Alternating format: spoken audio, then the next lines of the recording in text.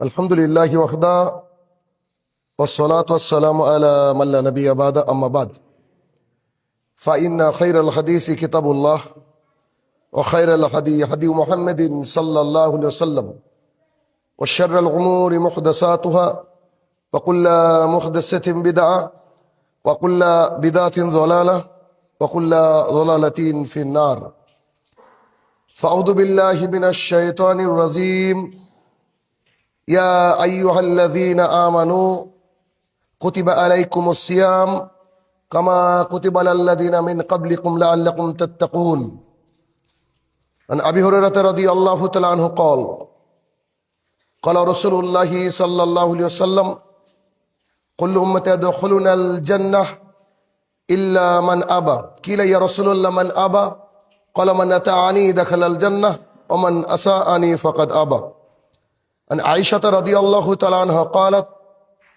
قال رسول الله صلى الله عليه وسلم من عمل عملا ليس عليه أمرنا فهو رد। সম্মানিত উপস্থিতি, সর্বপ্রথম আল্লাহ সুবহানাহু ওয়া তাআলার বারগাহে শুকরিয়া জ্ঞাপন করব যে আল্লাহ তাআলা সালাতুল জুমা আদায় করার লক্ষ্যে আমাদেরকে মসজিদে প্রেরণ করেছেন, যিনি বিচার দিবসের একক এবং একচ্ছত্র অধিপতি, আমাদের হায়াত এবং মাউতের মালিক, সে রব্বুল ইজ্জাতের বারগাহে শুকরিয়া জ্ঞাপনার্থে আমরা বলি আলহামদুলিল্লাহ। অতঃপর সমগ্র মানব জাতির শিক্ষক, সমগ্র মানব জাতির পথপ্রদর্শক মুহাম্মদুর রাসূলুল্লাহ সাল্লাল্লাহু আলাইহি সাল্লামের উপর শতকোটি সালাত ও সালাম বর্ষিত হোক, আমরা বলি আল্লাহুম্মা আমিন। আজ সংক্ষিপ্ত আলোচনার বিষয় রমাদানের গুরুত্ব। উক্ত বিষয়ে তথ্য এবং তত্ত্ববহুল আলোচনা করার চেষ্টা করব ইনশাআল্লাহুল আজিজ। মাঝে মাত্র আর কয়েকটা দিন বাকি। আল্লাহ সুবহানাহু ওয়া তাআলার দেওয়া যত নিয়ামত তিনি দিয়েছেন মানব জাতিকে, তার মধ্যে অন্যতম শ্রেষ্ঠ নিয়ামতের নাম হচ্ছে রমাদানুল মুবারক, যা অতীব সন্নিকটে। আর মাত্র কয়েকটা দিন বাদে আল্লাহ সুবহানাহু ওয়া তাআলা যদি আমাদেরকে বাঁচিয়ে রাখেন, তাহলে আমরা এই মাস পর্যন্ত পৌঁছাবো এবং রমাদান পূর্ণ করবো ইনশাআল্লাহ। এই রমাদানুল মুবারক যার গুরুত্ব রয়েছে অপরিসীম। আপনি আমি কথা বলে ভাষার দ্বারা হয়তো বোঝাতে অক্ষম হব যে এর গুরুত্ব কতটা। যতই বলবো তার চেয়ে বেশি এর গুরুত্ব। আর প্রত্যেকটা আমলের পূর্বে সেই আমল সম্পর্কে আমাদের জানা বিশেষ দরকার। কেননা যদি সঠিকভাবে আমল সম্পর্কে আমরা জ্ঞান না রাখতে পারি, তাহলে সেই আমল করে যে শান্তি বা আল্লাহ সুবহানাহু ওয়া তাআলার কাছে যে প্রাপ্তি, সেই বিষয়টা অন্তরের মধ্যে আসে না। এই জন্য আমি মনে করি আজকের জুমায় প্রত্যেকটা মসজিদে রমাদানের গুরুত্ব নিয়ে আলোচনা করা উচিত। কেননা আর কয়েকটা দিন পরেই রমাদান। আল্লাহ সুবহানাহু ওয়া তাআলা একেবারে প্রসিদ্ধ আয়াত সূরা বাকারার এই যে 183 184 নম্বর আয়াত আমরা জানি, ইয়া আইয়ুহাল্লাযীনা আমানু কুতিবা আলাইকুমুস সিয়াম কামা কুতিবা আলাল্লাযীনা মিন কাবলিকুম লাআল্লাকুম তাত্তাকুন। আল্লাহ বাঁচিয়ে রাখলে হয়তো পরপর প্রত্যেক জুমায় আয়াতটা শুনবেন। আল্লাহ সুবহানাহু ওয়া তাআলা বলছেন, ইয়া আইয়ুহাল্লাযীনা আমানু, ও যারা ঈমান এনেছো, যারা ঈমান এনেছো।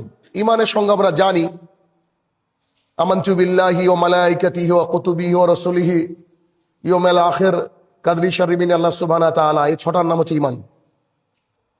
তো যারা ঈমান এনেছো, আল্লাহ সুবহানাহু ওয়া তাআলা তাদেরকে ডাক দিলেন। আল্লাহ সুবহানাহু ওয়া তাআলা ডাক দিয়ে বলছেন, ইয়া আইয়ুহাল্লাযীনা আমানু কুতিবা আলাইকুমুস সিয়াম, আমি আল্লাহ সুবহানাহু ওয়া তাআলা তোমাদেরকে উপরে রোজাকে ফরজ করলাম, সিয়ামকে ফরজ করলাম।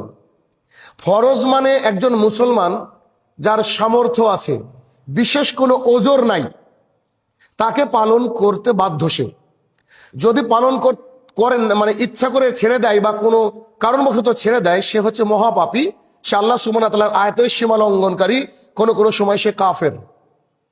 এই জন্য আল্লাহ সুবহানাহু ওয়া তাআলা বলছেন, আমি তোমাদের উপরে রোজাকে ফরজ করলাম। এই যে আজকে জুমার 2 রাকাত সালাত, এটা হচ্ছে ফরজ। এর পরের সুন্নাত আপনি পড়তেও পারেন আবার নাও পড়তে পারেন, এটা আপনার উপরে। কিন্তু আপনি জুমার 2 রাকাত ফরজ সালাত আদায় করতে আপনি বাধ্য। এটা যেমন ফরজ, যেমন আসরের সালাত ফরজ, কিন্তু কেউ মারা গেল, তার জানাজা আপনি যেতেও পারেন নাও যেতে পারেন, গেলে নেকি, না গেলে আপনার নেকি নাই, এতটুকুই। তাহলে আপনাকে এই সিয়াম পালন করতেই হবে, বা এই আসরের সালাত আদায় করতেই হবে। আপনাকে রমাদানের সিয়াম পালন করতেই হবে, বিকল্প কোনো রাস্তা নাই, যদি বিশেষ কোনো ওজোর না থাকে। কিন্তু আপনি যদি আশুরায়ে মুহররমের সিয়াম পালন করতে না চান, শাবান মাসের সিয়াম পালন করতে না চান, আপনি নাও করতে পারেন, তবে করলে অনেক নেকি। তার মানে এটা হচ্ছে ফরজ, ইউ হ্যাভ টু ডু, আপনাকে করতে হবে। তো তেমন আল্লাহ সুবহানাহু ওয়া তাআলা বলছেন যে আমি তোমাদের উপরে রোজাকে ফরজ করলাম। এটা বলার পর আল্লাহ তাআলা বলছেন শুধুমাত্র তোমাদের উপরে ফরজ নয়, তোমাদের পূর্ববর্তী সবারই উপরে আমি সিয়ামকে ফরজ করেছি। তার মানে পৃথিবী সৃষ্টির পর থেকে এই ইবাদতটা আল্লাহ জমিনে আছে। রোজা, সিয়াম, এটা পৃথিবী সৃষ্টির পরেই আল্লাহ সুবহানাহু ওয়া তাআলা প্রত্যেক জাতির উপরে সিয়ামকে রেখেছেন। আর এই সিয়াম যদি তোমরা আদায় করো, রমাদানের সিয়াম, তাহলে কি, কুতিবা আলাইকুমুস সিয়াম কামা কুতিবা আলাল লাযিনা মিন কাবলিকুম লাআল্লাকুম তাত্তাকুন, এর মাধ্যমে তোমরা পরেশগারিতা অর্জন করতে পারবা, তোমরা পরেশগারিতা অর্জন করবা, মানে তাকওয়াশীল হতে পারবা, আল্লাহ ভীতি তোমাদের মধ্যে আসবে। যেই পরেশগারিতা দিয়ে জান্নাত পাওয়া যায় তা এই মাসটা তোমাকে দিবে, এই মাস থেকে তোমাদেরকে নিতে হবে। এই আয়াত থেকে আমরা একটা জিনিস স্পষ্ট হলাম যে আল্লাহ সুবহানাহু ওয়া তাআলা শুধুমাত্র আমাদের উপরে সিয়ামকে ফরজ করেননি, বরং পূর্ববর্তীর উপরেও সিয়াম ফরজ ছিল। এর দলিলটা কি? এর দলিল হচ্ছে আবু হুরায়রা রাদিয়াল্লাহু তাআলা আনহু বলেন, আমরা রাসূল সাল্লাল্লাহু আলাইহি সাল্লামের সঙ্গে মক্কা থেকে হিজরত করে মদিনাতে আসলাম, এসে দেখলাম কিছু ইহুদি সিয়াম পালন করে, তখনও কিন্তু সিয়াম ফরজ হয়নি, কিছু ইহুদি সিয়াম পালন করে। তখন রাসূল সাল্লাল্লাহু আলাইহি ওয়াসাল্লাম বললেন, তোমরা কেন সিয়াম পালন করছো? তখন তারা উত্তর দিল যে আজকের দিনে আল্লাহ সুবহানাহু ওয়া তাআলা মূসা আলাইহিস সালামকে বাঁচিয়েছিলেন আর ফেরাউন এবং তার দলবলকে ডুবিয়ে মেরেছিলেন, শুকরিয়া আদায়ার্থে আজকের দিনে আমরা সিয়াম পালন করি। তখন রাসূল সাল্লাল্লাহু আলাইহি ওয়াসাল্লাম বললেন, ও তাই নাকি? যদি তাই হয় তো মূসা তো আমার ভাই, আমরা হকদার আরো বেশি মুসলমানরা, অতএব আমরা আজ থেকে সিয়াম পালন করব। আসলে এই হাদিস কেন এখানে আনলাম? কারণ পূর্ব থেকে যে সিয়াম পালনের রীতি ছিল তার প্রমাণ স্বরূপ। যদিও ওই কোরআনের আয়াতটা যথেষ্ট যে আমি আল্লাহ তাআলা তোমাদের উপরে ফরজ করেছি, শুধু তোমাদের উপরে নয় বরং তোমাদের পূর্ববর্তী মানুষের উপরে আমি সিয়ামকে ফরজ করেছিলাম। এক নম্বর পয়েন্ট। পয়েন্ট নম্বর 2, শুরুতে বললাম যে ফরজ যাই দিক আল্লাহ তাআলা তা আপনাকে পালন করতে হবে। কেমন? আপনার যদি টাকা হয় আপনাকে হজ পালন করতে হবে, টাকা না হলে আপনার উপর হজ ফরজ না। আপনি যদি বালেগ হন আপনার উপরে সালাত ফরজ, আপনার উপরে সিয়াম ফরজ। আপনি যদি পাগল হন আপনার উপরে সালাত নাই, আপনার উপরে সিয়াম নাই। আপনি এমন বৃদ্ধ যেই বৃদ্ধের কারণে আপনার হুঁশ পর্যন্ত হারিয়ে গেছে, তাহলে ওই অবস্থায় আপনার সিয়াম দরকার নেই, আপনি ফিদিয়া দিবেন, সব আলোচনা করব আমি। কিন্তু এইখানে একটা পয়েন্ট হচ্ছে যে আমরা ফরজ সিয়াম পালন করতে বাধ্য। কেন? এটা ফরজ তাই। এখন দেখবেন রমাদান মাস যখন আসে, সুস্থ সবল হাট্টা কাট্টা যাকে বলা হয়, এই শ্রেণীর মানুষদের গ্যাসের সমস্যা হয়, খুব গ্যাস, খুব সুগার, না খেয়ে থাকতে পারে না, রোজা করতে পারে না, একেবারে সরাসরি আল্লাহ সুবহানাহু ওয়া তাআলার সাথে বাটপারি, এটা এই শব্দটা ইউজ করলাম আমি। কারণ মানুষকে শয়তান দিন রাত ধোঁকা দিতে থাকে ভেতরে। মানুষ যদি চায় সে সব করতে পারে। আল্লাহ তাআলা বলছে ও যা চেষ্টা করে আমি ওকে তাই দেবো, আমরা চেষ্টাই করি না। যদি মানুষ সিয়ামের গুরুত্ব বুঝতো তাহলে এই সিয়াম সে অনায়াসে করতে পারত।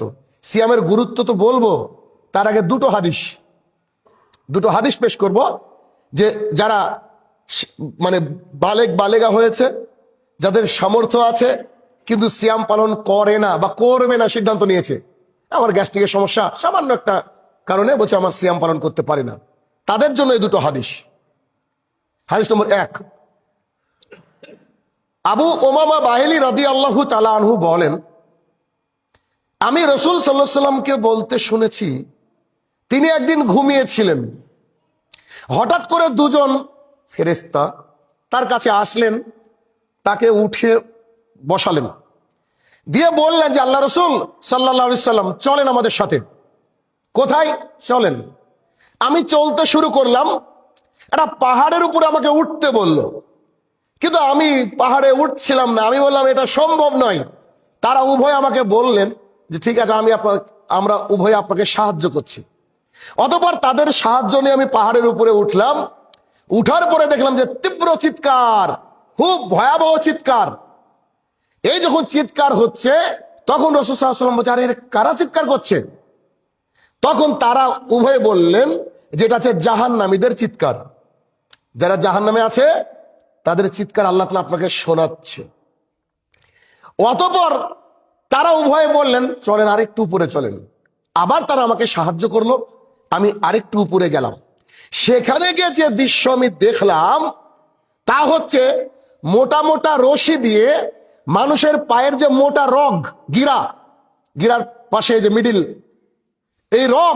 এই রগটা রশি দিয়ে বেঁধে ঠিক উল্টো করে মানুষকে লটকিয়ে রাখা হয়েছে, আর তার চোয়ালগুলাকে ফেড়ে দেওয়া হয়েছে। সেখান থেকে টপ টপ টপ টপ করে রক্ত ঝরছে। ঠিক খাসির গোস্ত কিনতে গেলে বাজারে দেখবেন খাসিকে উল্টো লটকানো থাকে, একেবারে সেম দৃশ্য, একেবারে সেম দৃশ্য। এমন করে মানুষকে লটকানো আছে, তারা হাওয়াতে দুলছে আর তাদের মুখ থেকে রক্ত বেরাচ্ছে। তখন তিনি বললেন, হাই এরা কারা? তো তখন উভয় ফেরেশতা বললেন, এরা হচ্ছে ওই ব্যক্তি যে সময়ের আগে ইফতার করত। কি? এরা হচ্ছে ওই ব্যক্তি যে সময়ের আগে ইফতার করত। তো সময়ের আগে ইফতার করার অবস্থা যদি এইটা হয়, তাহলে সারাদিন ইফতার করছে অর্থাৎ খাচ্ছে, তার অবস্থা কি হবে?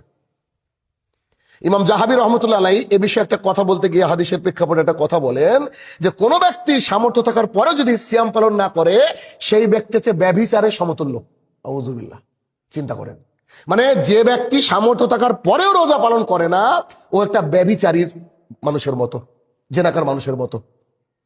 তাহলে অত্র হাদিস থেকে বোঝা গেল যে ব্যক্তি রমাদান মাস পেল, সিয়াম পালন করলো না, সে ব্যক্তিকে উল্টে পায়ের রশি বেঁধে লটকিয়ে তার গালটাকে চিরে এভাবে শাস্তি দেওয়া হবে। শাস্তি কতদিন দেওয়া হবে আল্লাহ তাআলা জানেন। এখন এবার ভাবেন, আপনার গ্যাস্ট্রিকের সমস্যা, নাকি উল্টো ঝুলবেন খাসি ছাগলের মতো যেমন দোকানগুলোতে ঝুলে? এটা আপনাদের নিজের উপরে। এটা হচ্ছে সিয়াম না করার ভয়াবহতা। হাদিস নম্বর 2, আবু হুরায়রা রাদিয়াল্লাহু তাআলা আনহু বলেন, রাসূল সাল্লাল্লাহু আলাইহি সাল্লাম, খুব প্রসিদ্ধ হাদিস, একদিন আমি যেখানে দাঁড়িয়ে আছি এমন মেম্বারে উঠলেন, প্রথম ধাপিতে উঠে বললেন আমিন। অতঃপর আমরা কিছুই বুঝলাম না, তিনি দ্বিতীয় ধাপিতে উঠে বললেন আমিন। অতঃপর তিনি 3 নম্বর ধাপিতে উঠলেন, উঠে বলছেন আমিন। আমরা জিজ্ঞাসা করলাম, আল্লাহ রাসূল সাল্লাল্লাহু আলাইহি সাল্লাম, বলছে আপনি এক এক ধাপিতে উঠলেন আর আমিন বললেন, এর মানে কি? তখন তিনি সাহাবায়ে কেরামকে ব্যাখ্যা দিলেন, বললেন, আমাকে জিবরাইল আলাইহিস সালাম বলছে, হে মুহাম্মদ সাল্লাল্লাহু আলাইহি সাল্লাম, শোনেন, যে ব্যক্তি রমাদান মাস পেল অথচ নিজের গুনাহকে ক্ষমা করাতে পারলো না, যে ব্যক্তি রমাদান মাস পেল কিন্তু নিজের গুনাহকে ক্ষমা করাতে পারলো না, সেই ব্যক্তি ধ্বংস হোক। আপনি বলেন আমিন। আর তখন আমি মুহাম্মদ সাল্লাল্লাহু আলাইহি সাল্লাম বললাম আমিন। 1 মিনিট। সেটা কি? যে ব্যক্তি যে দোয়া করছে সে হচ্ছে ফেরেশতাদের সর্দার, তাদের খাবার খাওয়া লাগে না, মানে তারা দোয়া করলে কবুল হবে এটা আমরা বুঝি। আর তার দোয়াতে যিনি আমিন বলছেন তিনি জীবনে একটাও মিথ্যা কথা বলেননি। তিনি হচ্ছেন সমস্ত নবীদের সর্দার। তিনাকে আল্লাহ সুবহানাহু ওয়া তাআলা নিজের কাছে ডেকে নিয়েছেন আকাশে। তিনি হচ্ছেন সমস্ত নবীদের ইমাম। তিনি হচ্ছেন জান্নাতের প্রথম উদ্বোধনকারী। তিনি হচ্ছেন, সবাই যখন ইয়ানাফসি করবে তিনি তখন স্ট্রং থাকবেন, আল্লাহ তার দোয়া শুনবে। তিনি হচ্ছেন মুহাম্মদ রাসূলুল্লাহ সাল্লাল্লাহু আলাইহি সাল্লাম। তিনি বলছেন আমিন, আর জিবরাইল দোয়া করতে বলছে। তার মানে দোয়া একেবারে কনফার্ম, 100তে 100 কবুল হবে। এর মানে কি? যে ব্যক্তি রমাদান মাস পেল কিন্তু নিজের গুনাহকে ক্ষমা করাতে পারলো না, সেই ব্যক্তি ধ্বংস হোক। আর রাসূল সাল্লাল্লাহু আলাইহি সাল্লাম বলছেন আমিন। এই দুটো হাদিসের মাধ্যমে আমি বোঝানোর চেষ্টা করলাম যে রমাদান মাস পাওয়ার পরে আপনাকে কি করতে হবে? আপনার গোনাকে ক্ষমা করে নিতে হবে, আপনার গোনাকে ক্ষমা করে নিতে হবে। যদি ক্ষমা করতে না পারেন তাহলে কিন্তু অবস্থা খুব খারাপ। আচ্ছা, রামাদান এসেছে রম্য ধাতু থেকে, যার মানে হচ্ছে প্রচন্ড আগুন, প্রচন্ড জ্বালিয়ে দেওয়া, পুড়িয়ে দেওয়া, সারখার করে দেওয়া। এর মানে এই রামাদান হচ্ছে মানুষের সারা বছরের গুনাহকে একেবারে জ্বালিয়ে পুড়িয়ে সারখার করে দেয়। কত গুরুত্বপূর্ণ জিনিস। সাহাবায়ে কেরাম রোজা শেষ করে, সিয়াম শেষ করে ঈদের পরের দিন থেকে অপেক্ষা করতেন, কবে আবার রামাদান আসবে, কবে আবার রামাদান আসবে। রাসূল সাল্লাল্লাহু আলাইহি ওয়াসাল্লাম তাদের মধ্যে এটাকে জেনারেট করতে সক্ষম হয়েছিলেন, তিনাদের মানে বোঝাতে সক্ষম হয়েছিলেন যে রামাদান মাস মানে একটা বিশাল কিছু। এত বিশাল কিছু আল্লাহ তাআলা জমিনে আর কিচ্ছু নাই, ওয়াল্লাহি আর কিচ্ছু নাই। রামাদান মাস এত গুরুত্বপূর্ণ, এত গুরুত্বপূর্ণ মাস। রামাদান মাস খুব গুরুত্বপূর্ণ মাস, অতএব রামাদানের জন্য প্রস্তুতি গ্রহণ করতে হবে। আসেন, আবু উমামা বাহিলী রাদিয়াল্লাহু তাআলা আনহু বলেন, রাসূল সাল্লাল্লাহু আলাইহি সাল্লাম বলেছেন, কোন ব্যক্তি যদি আল্লাহ সুবহানাহু ওয়া তাআলার রাস্তায় একদিন সিয়াম পালন করে, একদিন, আমরা তো ইনশাআল্লাহ 29 অথবা 30টা করব। রাসূল সাল্লাল্লাহু আলাইহি সাল্লাম বলেছে, কোন ব্যক্তি যদি আল্লাহ সুবহানাহু ওয়া তাআলার রাস্তায় একদিন সিয়াম পালন করে, তার থেকে জাহান্নাম এর দূরত্ব একটা পরীক্ষা খননের মতো, একটা গর্তের মতো। বহুদিন বুঝেছে, আবার বুঝেন। ধরেন এটার নাম আব্দুর রহমান, এটা জাহান্নাম, এভাবে লেগে আছে, এইভাবে। এখন আব্দুর রহমান একটা সিয়াম পালন করছে, কার জন্য? আল্লাহ তাআলার জন্য। ফেরেশতাকে আল্লাহ সুবহানাহু ওয়া তাআলা বলেছেন কথার কথা যে এই দুইয়ের মাঝে তোমরা গর্ত খনন করো, ক্যানেল কাটো। এখন একটা কোদাল মেরেছে, এত দূর গিয়েছে, আর একটা কোদাল এত দূর, আর একটা কোদাল এত দূর, এরকম করে গর্ত খনন করা হচ্ছে বান্দার মাঝে আর জাহান্নামের মাঝে। অথচ এত পাপ করেছিল, লেগেছিল। তো তখন সাহাবায়ে কেরাম বলছে, বুদ্ধিমান সাহাবায়ে কেরাম, যে এই ক্যানেলের দূরত্ব কতটা? তখন রাসূল সাল্লাল্লাহু আলাইহি ওয়াসাল্লাম বলছে, জমিন থেকে আসমান পর্যন্ত। সুবহানাল্লাহ বিহামদি। একটা সিয়াম, একটা রোজা, একটা রোজা আপনার থেকে জাহান্নাম চলে যায় এখান থেকে এক আসমান দূরত্বে। আরো হাদিস আছে 70 বছরের পথ, কেবল আরেকটা হাদিস আছে 100 বছরের পথ দূরে চলে যায়। আবু হুরায়রা রাদিয়াল্লাহু তাআলা আনহু বলেন, রাসূল সাল্লাল্লাহু আলাইহি সাল্লাম বলেছেন, আল্লাহ সুবহানাহু ওয়া তাআলা বলেন, অসাধারণ হাদিস, আসলে প্রত্যেকটা হাদিস অসাধারণ। তারপরে কিছু কিছু হাদিসে এতটাই মানে অন্তর ছুঁয়ে যায়, ভাবনারও বাইরে। আবু হুরায়রা রাদিয়াল্লাহু তাআলা আনহু বলেন, রাসূল সাল্লাল্লাহু আলাইহি সাল্লাম বলেছেন, আল্লাহ সুবহানাহু ওয়া তাআলা বলেন যে বান্দার প্রত্যেকটা আমল তার নিজের।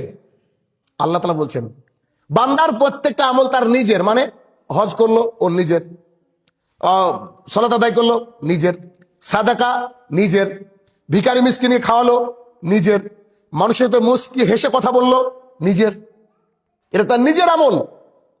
কিন্তু শুধুমাত্র সিয়াম বাদ দিয়ে, আল্লাহ তাআলা নিজে বলছে সিয়াম বাদ দিয়ে, কারণ বান্দা আমার জন্যই কেবল সিয়াম পালন করে, অতএব আমি আমার বান্দাকে আমার মতো করে নেকি দেব।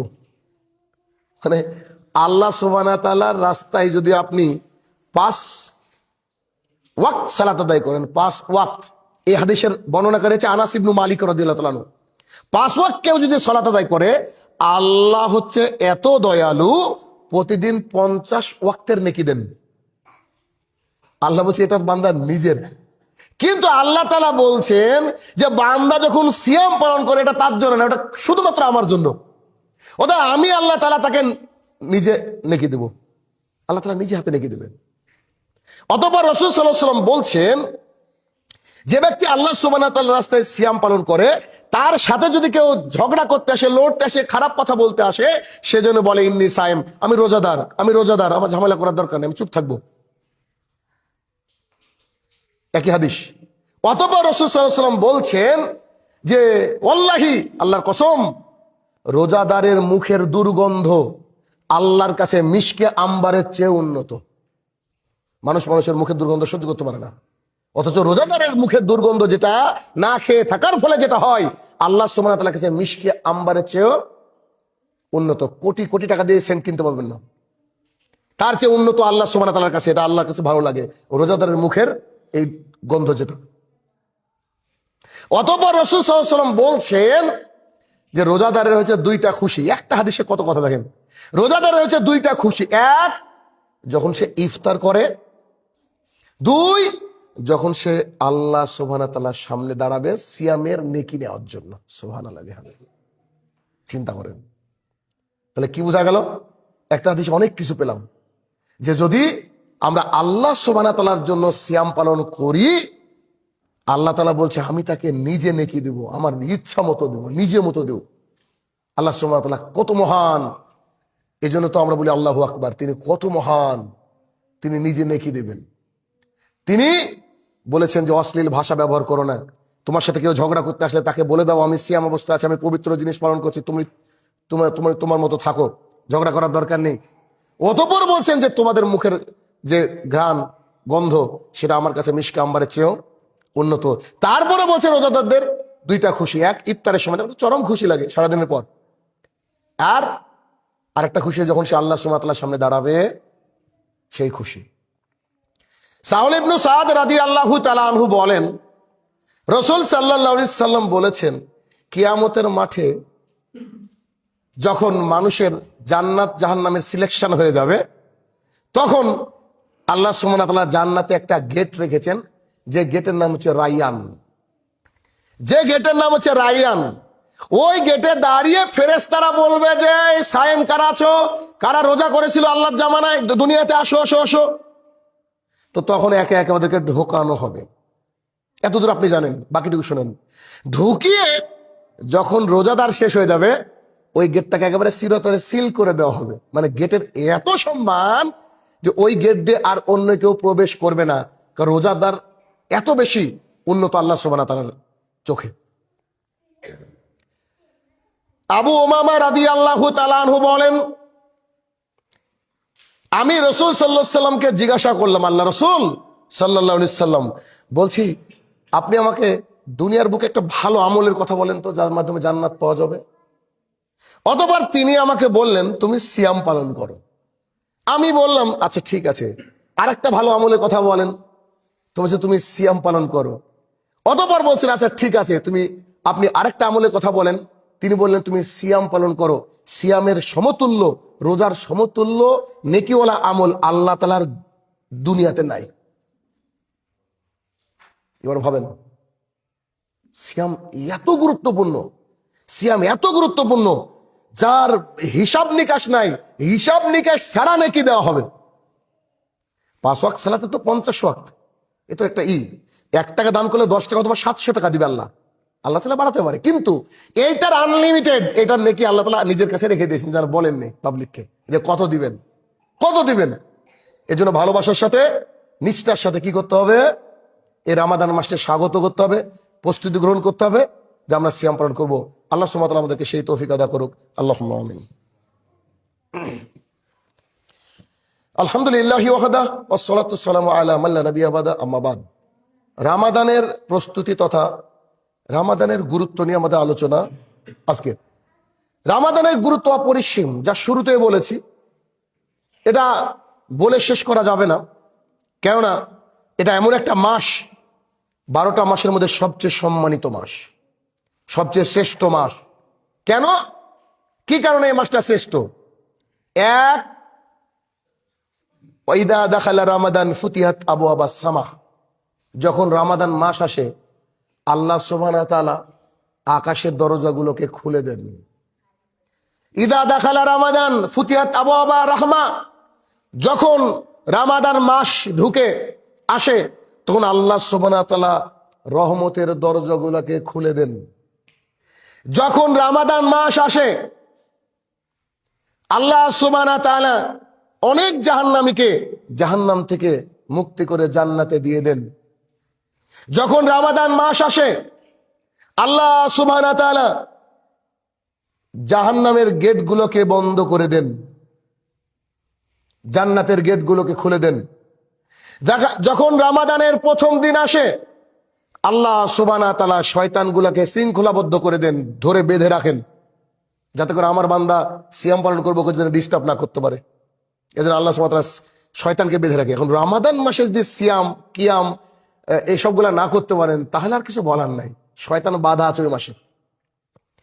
রমাদান মাস যে মাস শুরু থেকে শেষ পর্যন্ত শুধু বরকত আর বরকত। রামাদান মাস রাসূল সাল্লাল্লাহু আলাইহি ওয়াসাল্লাম বলেছে দোয়া করলে আল্লাহ কবুল করে নেয়।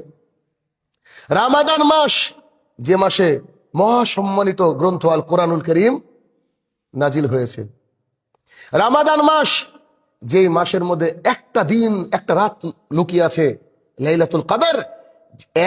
1000 মাস লাগাতার ইবাদত করে যত নেকি তার চেয়ে বেশি নেকি হয় একটা রাত্রি জেগে ইবাদত করলে, যেটাকে আমরা লাইলাতুল কদর বলি। মানে প্রায় আপনার 83 বছর 4 মাস, একটা মানুষ তো অনেক একদিন বাঁচেন এতদিন, 83 বছর মানে একটা লাইলাতুল কদর যদি পাওয়া যায় 83 বছর 4 মাস ইবাদত করে যত নেকি এক রাতে তার চেয়ে বেশি নেকি। আপনাদেরকে তো হাত পা ধরি রমজান মাসে দেখলে হাত পা ধরতে বাকি থাকে, যে আপনারা চেষ্টা করেন, বয়স হয়েছে মারা যাবেন, রাতটা জাগার চেষ্টা করেন, রাতটা অন্তত বেজোর রাতগুলো তো জাগার চেষ্টা করেন, যদি একটা পেয়ে যান। বাড়িতে জাগেন, মসজিদে জাগেন, যেখানে খুশি জাগেন। কারণ লাইফে যদি 2-5 বার পাওয়া যায় টোটাল লাইফে, আর কি দরকার, আর কি দরকার। আল্লাহ সুবহানাহু ওয়া তাআলা চান যে তার বান্দারা জান্নাতে প্রবেশ করুক, এটা চান, এই জন্য তিনি অফার রেখেছেন। এর চেয়ে বড় অফার আর কি হতে পারে। রাসূল সাল্লাল্লাহু আলাইহি ওয়াসাল্লাম বলছেন, প্রসিদ্ধ হাদিস বহুবার শুনবেন, আবু হুরায়রা রাদিয়াল্লাহু আনহু থেকে বর্ণিত, রাসূল সাল্লাল্লাহু আলাইহি ওয়াসাল্লাম বলছেন যে কোনো ব্যক্তি ইমানের সাথে আর নেকি পাবো এই উদ্দেশ্যে, শুধু ইমান নয়, নেকি পাবো শিওর পাবো, মানে গ্যারান্টি, ফেক কিছু না, নেকি আমি পাবো ইনশাল্লাহ, করলে পাবো, কারণ আল্লাহ রসুল বলেছে, এরা তো মিথ্যে কথা বলে না, পাবো একদম 100 পাবো ইনশাল্লাহ। তো এইভাবে আপনার ভেতরে ইয়াকিন থাকতে হবে। ভিতরে ইয়াকিনটা কিন্তু সবচেয়ে বড় বিষয়, কারণ আপনার যে তাকওয়া এটা কিন্তু দেখা যায় না, এইটাকে আপনাকে কনফার্ম করতে হবে। যেমন সুবহানাল্লাহিল আযীম ওয়া বিহামদিহি, আমি আমার কথা বলছি, আমি যখন এটা একবার পড়ি তখন আমার মনে হয় যে জান্নাতে একটা গাছ লাগানো হলো, কারণ রাসূল সাল্লাল্লাহু আলাইহি ওয়াসাল্লাম বলেছে, তিনি তো মিথ্যে কথা বলেননি। আমি যখন আবার বলি সুবহানাল্লাহিল আযীম ওয়া বিহামদিহি, একদম গ্যারান্টি দুটো গাছ লাগানো হলো। আপনাকে আবার ইয়াকিনের সাথে কাজ করতে হবে। তো মান সামা রামাদান ঈমানান ওয়া ইহতিসাবান গুফিরা লাহু মা তাকাদ্দামা মিন যামবি, কোন ব্যক্তি যদি রমাদান মাস পেল ঈমান এবং নেকি পাবো এই আশা করে রমাদানের সিয়াম পালন করলো, গুফিরা লাহু মা তাকাদ্দামা মিন যামবি, পেছনের সমস্ত গুনাহ আল্লাহ তাআলা ক্ষমা করে দেয়। সুবহানাল্লাহ। আর কি দরকার, সব গুনাহ ক্ষমা করে দিলে মাসুম বাচ্চার জন্য জান্নাত।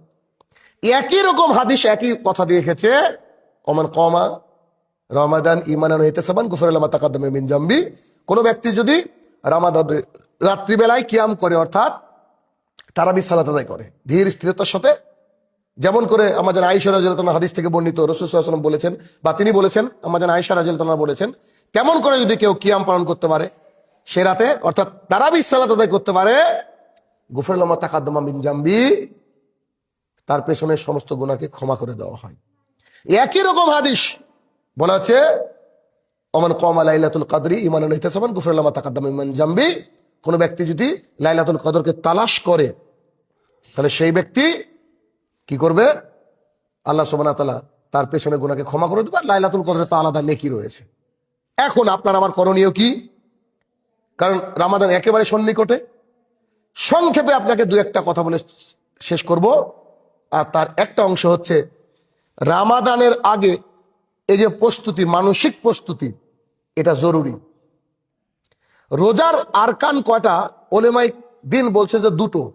এক হচ্ছে ফজর থেকে শুরু করে সন্ধ্যা পর্যন্ত, মাগরিব পর্যন্ত না খেয়ে থাকা, বা ওই অশ্লীল কাজকর্ম থেকে দূরে থাকা, যা আল্লাহ সুবহানাহু ওয়া তাআলা যা থেকে দূরে থাকতে বলেছেন তা থেকে দূরে থাকা। আর 2 নম্বর হচ্ছে নিয়াত ছাড়া কোনো কিছুই কিন্তু কবুল হবে না। তাহলে আমাদের এখন সংক্ষিপ্তভাবে মনে রাখার জন্য এতটুকু ফাইনাল টিপস। এক, আমরা রমাদান এর চাঁদ তলাশ করার চেষ্টা করব। এটা একটা ইবাদত, এটা কিন্তু উঠে গেছে আমাদের সমাজ থেকে। আগে মানুষ কিন্তু একদম লাইন দিয়ে চাঁদ দেখতো, চাঁদ দেখা মানে চাঁদ দেখা না, এটা একটা ইবাদত। কেন? আপনার বাড়িতে একটা অতিথি আসছে, আপনি বারবার করে খোঁজ নিচ্ছেন, বারবার করে তাকে দেখছেন, বারবার করে দেখছেন, এই যে একটা আন্তরিকতা, এটার মধ্যে আলাদা একটা ফিলিংস আছে। এবার আপনি দেখছেন মেবি আজকে চাঁদ উঠতে পারে, বোধহয় আজকে বোধহয় শাবানের শেষ দিন, আজকে বোধহয় চাঁদ উঠতে পারে, আপনি তাড়াতাড়ি করে মাগরিব পড়ে আকাশের দিকে, পশ্চিম আকাশে তাকিয়ে দিতে চাঁদ খুঁজছেন। আল্লাহ তাআলা এই যে ভেতরের তারাপ আছে না, এটা দেখেন যে আমার বান্দা এই রামাদানের জন্য কতটা আগ্রহী, এইটা আল্লাহ সুবহানাহু ওয়া তাআলা দেখে। এই জন্য চাঁদ দেখতে হবে, এটা কিন্তু ইবাদত। আপনি দেখতে না পান, কিন্তু আপনাকে কি করতে হবে? চাঁদকে দেখার চেষ্টা করতে হবে, এটাও কিন্তু ইবাদত। 1 2, রামাদানের যেমন খেজুর কেনার জন্য প্রস্তুতি নিয়েছেন, আর কি কেনার জন্য প্রস্তুতি নিয়েছেন, ঠিক তেমনই এই রামাদানে প্রস্তুতি নেন। কারণ রাসূল সাল্লাল্লাহু আলাইহি ওয়াসাল্লাম বলছে, কোনো ব্যক্তি যদি 40 দিন একাধারে সালাত আদায় করে, একেবারে তাকবীরে উলা যদি তার না মিস হয়, তাকবীরে উলা মানে প্রথম তাকবীর আল্লাহু আকবার, এটা না মিস হয়, তাহলে সেই ব্যক্তির মুনাফিকের খাতা থেকে নাম কেটে দেওয়া হবে। তাহলে কি, রামাদান মাসের শুরু থেকে নিয়াত করেন যে 30 দিন তো পড়বই, সাথে 8-10 দিন পড়ি না।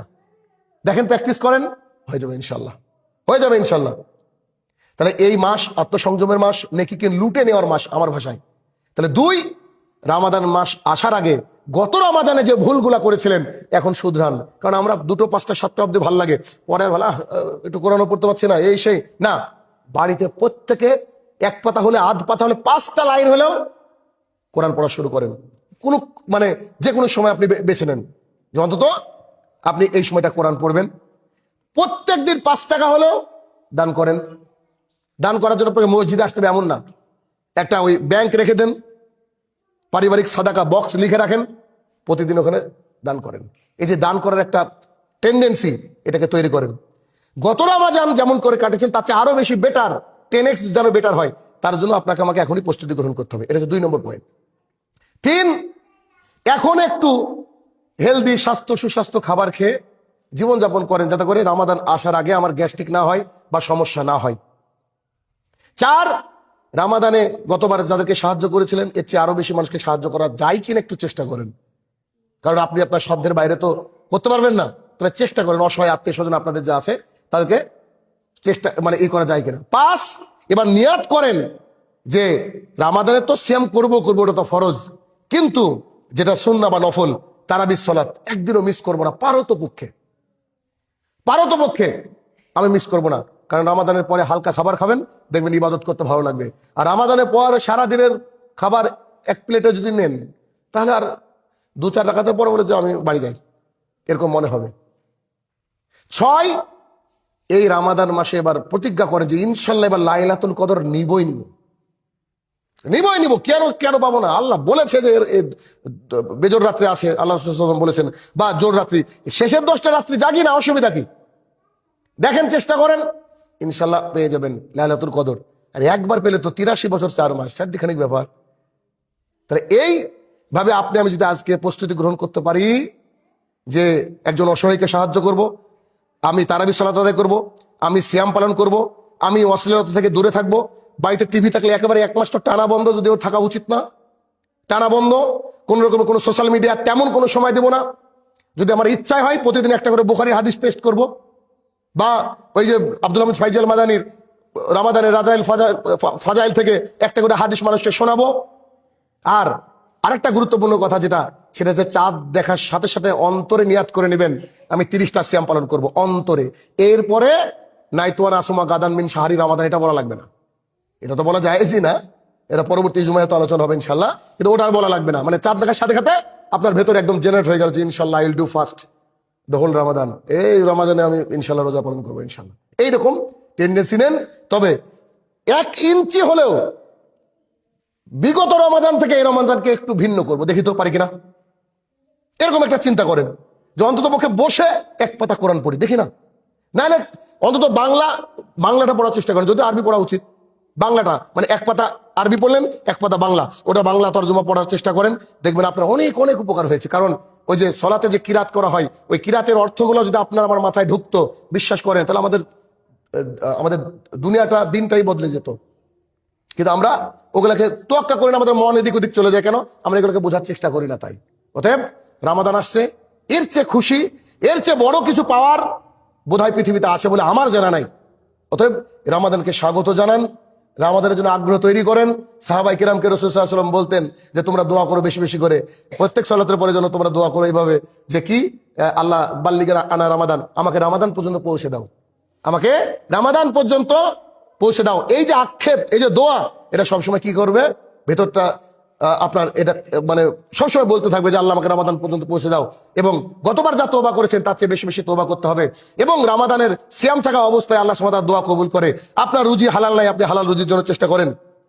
আপনার কাজ করতে কষ্ট হয়, আল্লাহকে হালাল কাজের জন্য আপনি বলেন, আল্লাহ সুবহানাহু ওয়া তাআলা দিতে পারেন, আল্লাহ আপনাকে হালকা করে দিতে পারেন। অতএব চেষ্টা করতে হবে আমরা কোরআন এবং সুন্নাহ ভিত্তিক আমাদের জীবন যেন গঠন করতে পারি, সেই চেষ্টা করতে হবে। শেষে একটা হাদিস, আজকের খুতবার বাইরে হাদিস, সেটা কি, মানুষ যদি চেষ্টা করে তো সেটা আল্লাহ সুবহানাহু ওয়া তাআলা তার প্রতিদান দিবে ইনশাআল্লাহ। কেমন? যদিও হাদিসটা অনেক লম্বা, আমি সংক্ষেপে বলি। রাসূল সাল্লাল্লাহু আলাইহি ওয়াসাল্লামের কন্যা কলিজার টুকরা যখন চাকর চাইতে গেলেন, আব্বা আমাকে একটা চাকর দেন, আমার কাজ করতে খুব কষ্ট হয়, তখন তিনি তাকে বলেছিলেন যে আম্মু তোমাকে আমি চাকর দিচ্ছি না, তোমাকে রাত্রেবেলায় ওই 33 বার সুবহানাল্লাহ, 33 বার আলহামদুলিল্লাহ, আর কি ওই যে 33 মানে আর 34 বার এই যে দোয়াটা আর কি, ঠিক আছে, সুবহানাল্লাহ আলহামদুলিল্লাহ আল্লাহু আকবার আর কি। তো এই 33 আর লাস্টে হচ্ছে আল্লাহু আকবার 34 দিয়ে 100, এটা তুমি পড়তে থাকো, আল্লাহ সুবহানাহু ওয়া তাআলা তোমার কাজ সহজ করে দেবে। এই হাদিস শুনেছেন আপনারা, কিন্তু আমি অন্য ঘটনা বলবো। এই হাদিস সাহাবায়ে কেরাম কেমন করে আমল করতো আপনি দেখেন, কেমন করে আমল করতো। আলী ইবনে আবি তালিব রাদিয়াল্লাহু তাআলা আনহু, তিনি যখন সিফফিনের যুদ্ধে ছিলেন, এই নিজেদের মধ্যে যুদ্ধ হয়েছিল মুয়াবিয়া রাদিয়াল্লাহু তাআলা আনহু আর ভুল বোঝাবুঝির কারণে নিজেদের মধ্যে মানুষ মারা যাচ্ছে, এদিকে মুসলমান ওদিকে মুসলমান, কি ভয়াবহ যুদ্ধ। তো আলী ইবনে আবি তালিব রাদিয়াল্লাহু তাআলা বলছেন, আল্লাহি, আল্লাহর কসম করে বলছি, ওই রাত্রিবেলায়ও আমি এই দোয়াটা পড়তে ভুল করিনি। যদি বুদ্ধি থাকে তো বুঝে নিয়েছেন আমি কি বলতে চেয়েছি।